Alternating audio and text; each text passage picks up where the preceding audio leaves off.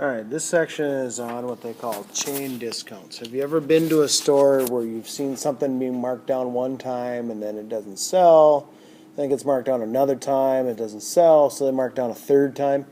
Well, that's what a chain discount does. When they say something like 35% less 20% less 15%, that means that they do not add those together to tell me that that's how many you get off. First thing that you do is you do 35% off of the regular price, then 20% off of that new one, and then finally 15% off of the last one. Oftentimes it's also written as 35, 20, 15, like that with slashes through it, so that way that you know.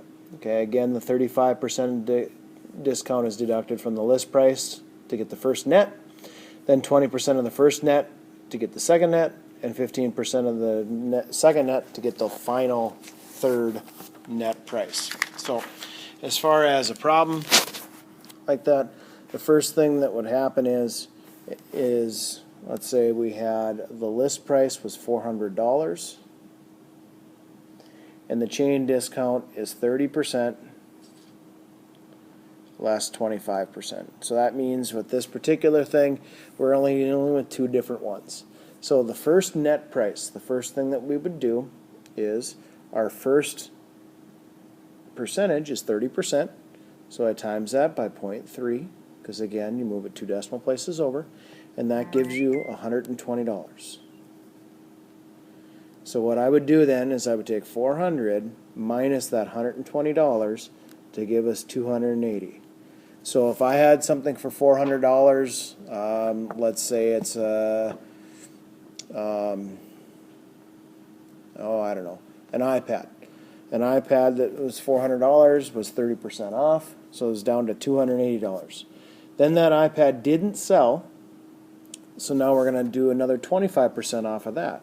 So now what I do is I take the 280 and I times it by 25%.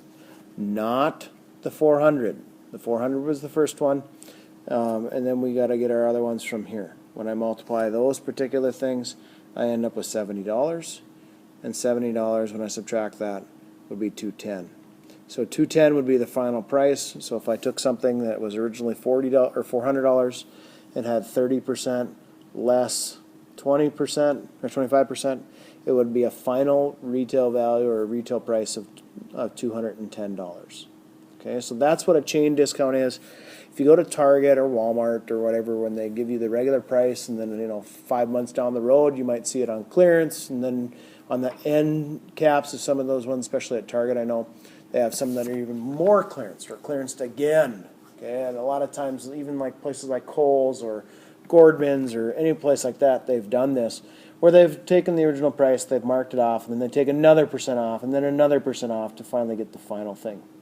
So just to give you another example, if we've got a list price of $51.50 and our chain discount is 25/10, and what that is first we're going to do 25% of that.